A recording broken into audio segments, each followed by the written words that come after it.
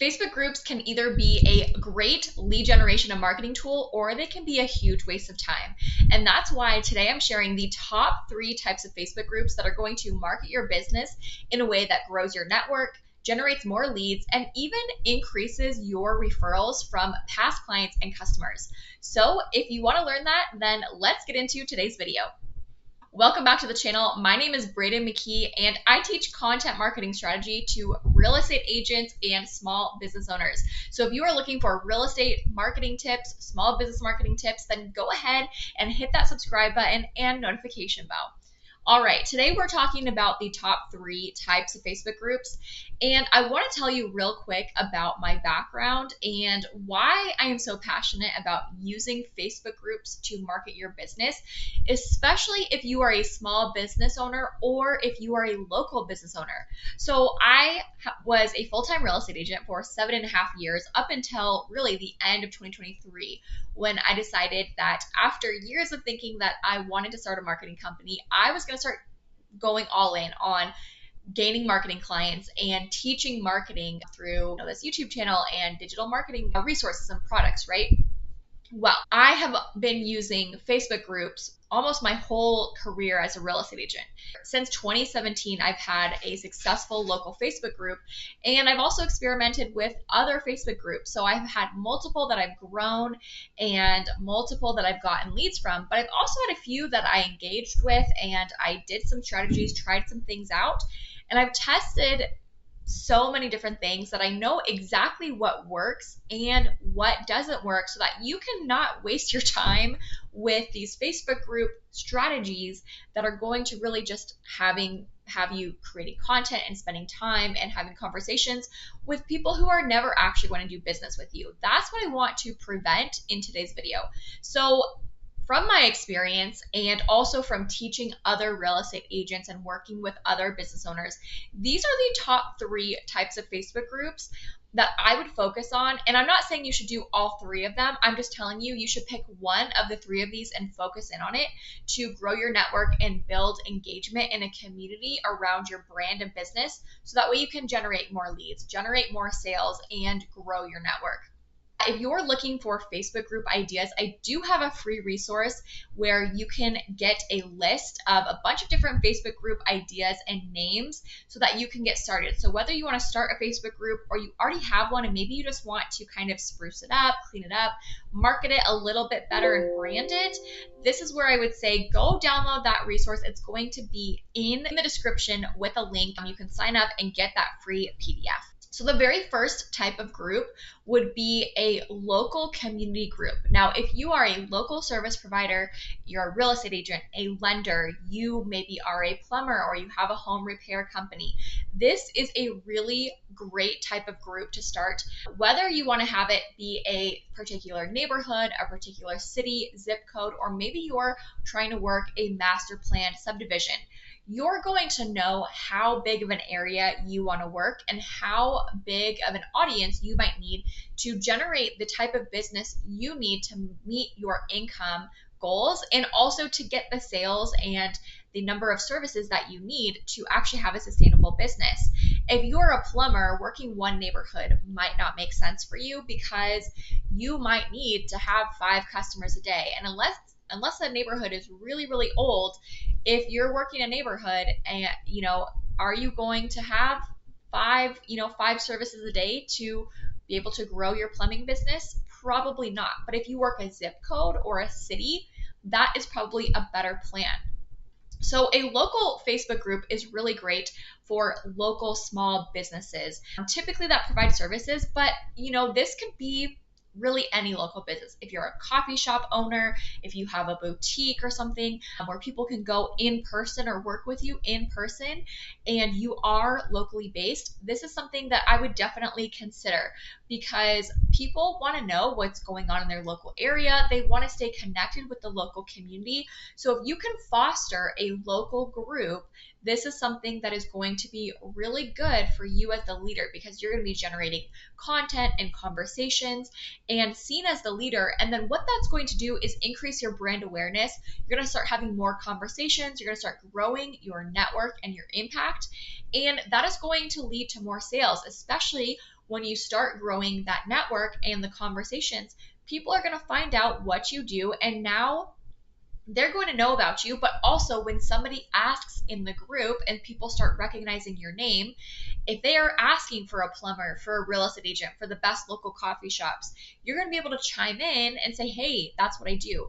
You can also implement, although I would say somewhat infrequent, ads or promotions within the group, because you own it, you run it.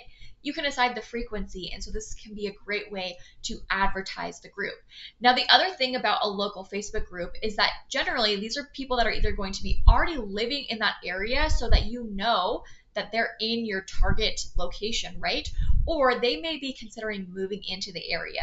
So typically, if you're a local service provider, you don't want to be marketing to people who are 2 states away or where you're going to have to drive an hour to meet with them, right? Unless you're in a really rural area where that might be considered more normal.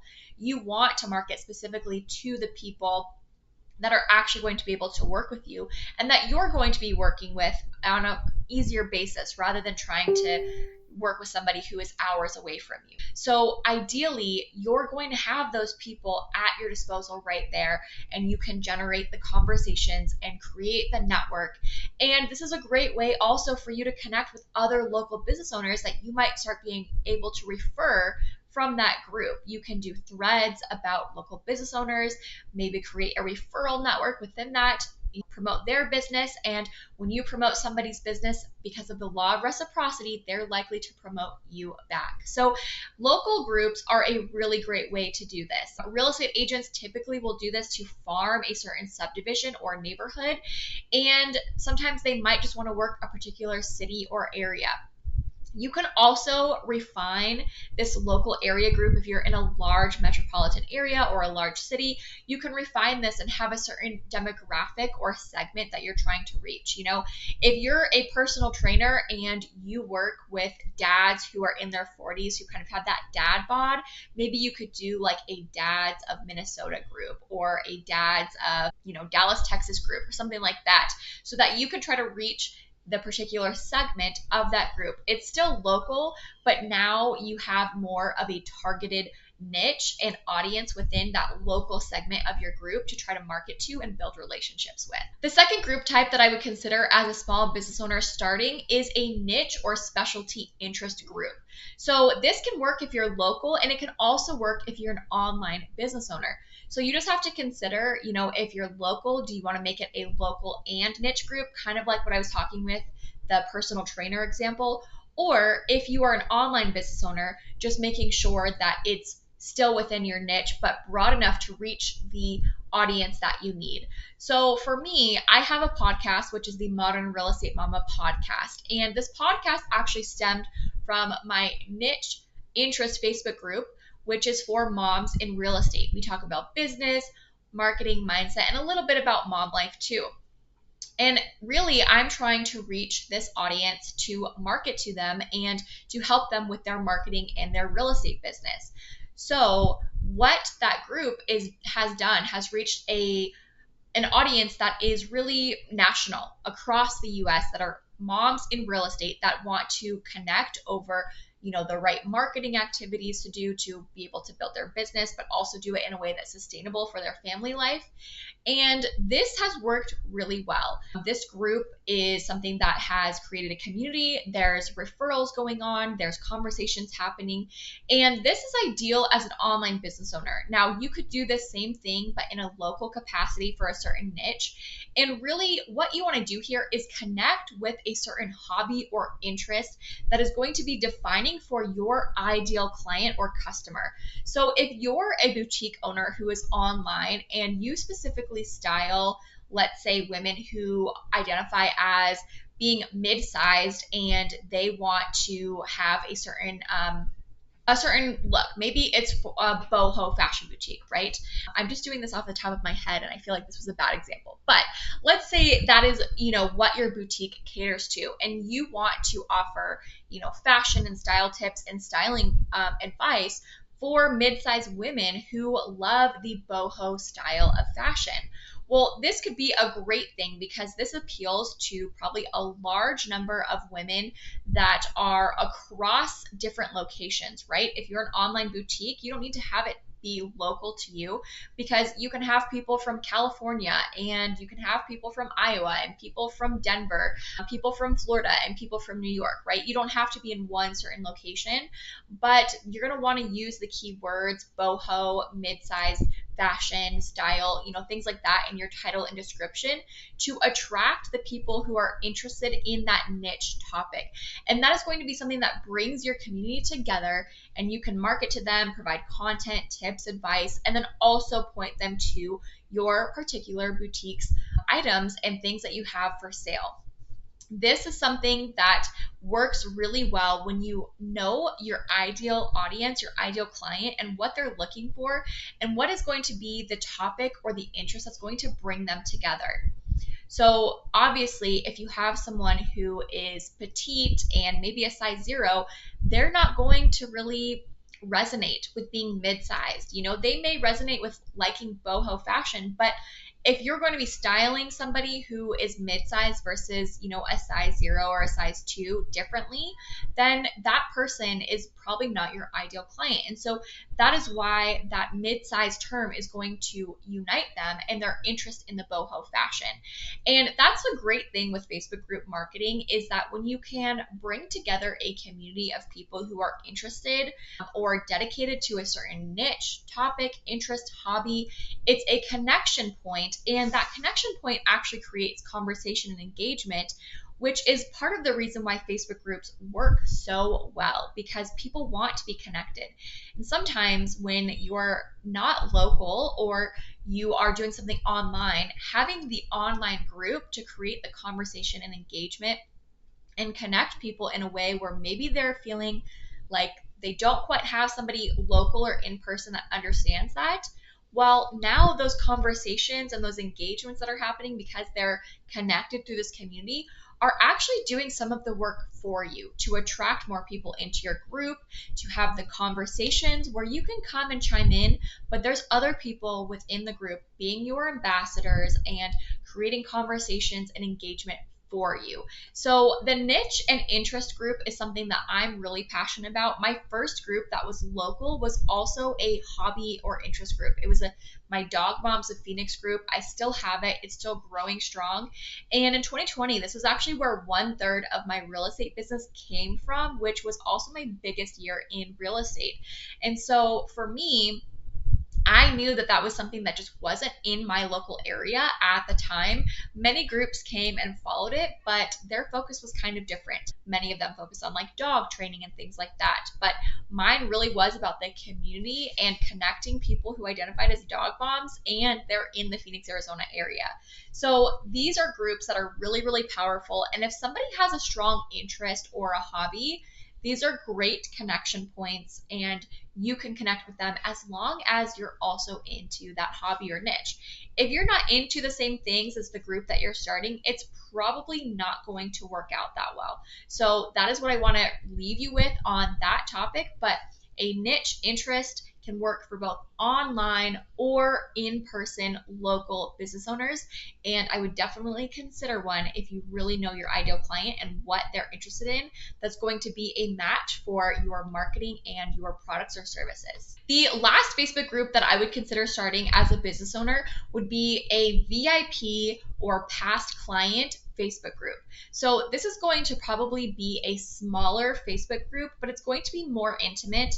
And the reason that I love these Facebook groups is because if you want to have your clients be rewarded for sending you referrals or for being repeat customers and clients, these Facebook groups work really well. And what I will say here is that you can set up some kind of client referral program or client appreciation or VIP program, much like a lot of the big chain stores have, that oftentimes small business owners feel like they can't really compete with.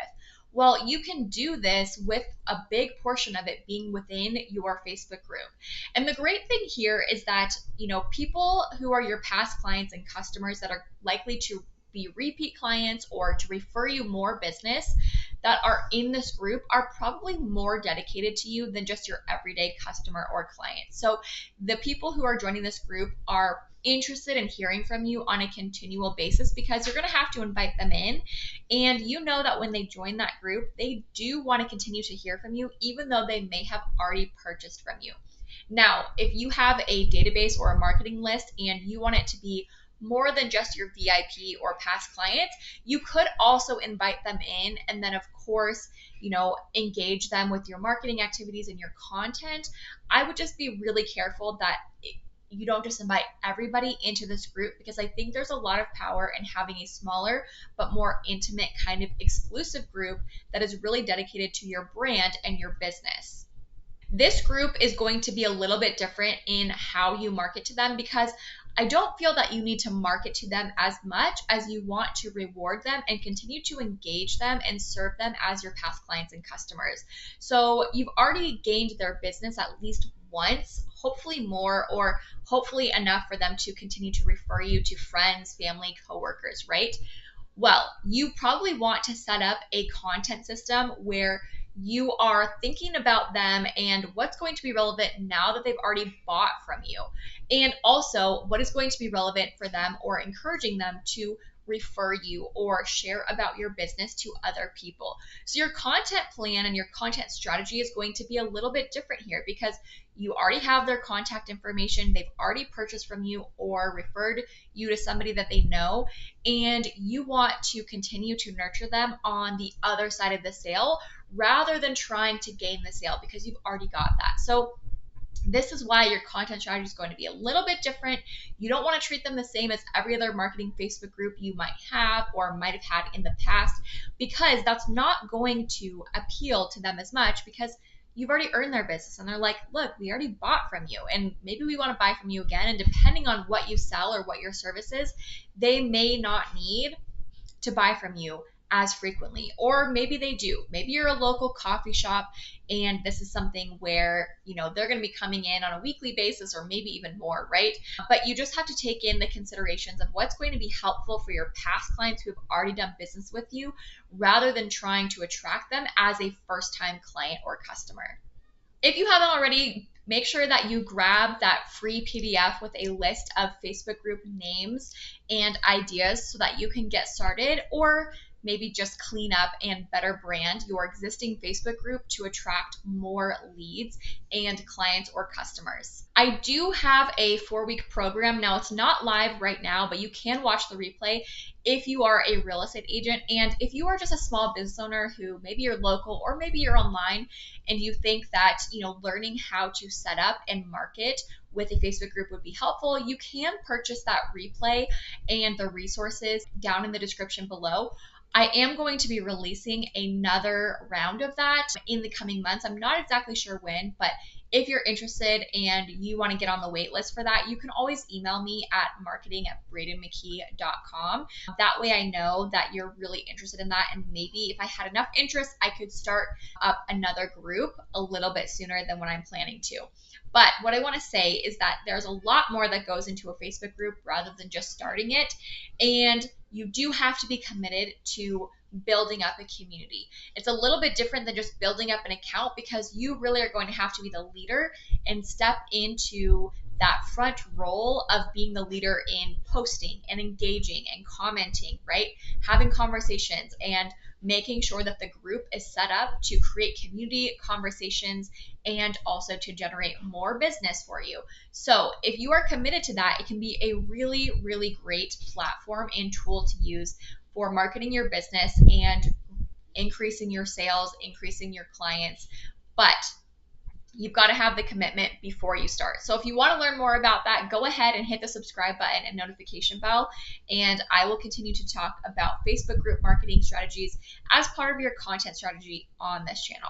All right, I hope you have a great day, and if you're looking to learn more about content strategy, go ahead and watch this beginner's guide to email marketing. This is a really great video all about how to get started and what you need to know before you start with email marketing strategy. So that's exactly what you're going to learn into today.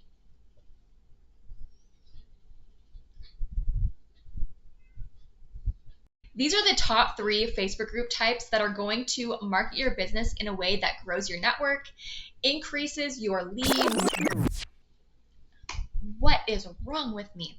Okay, and that's why today I'm teaching you the top 3 Facebook group types that are going to help you to market your business in a way that grows your network. Oh my gosh, I tried to record this intro 5,000 times now.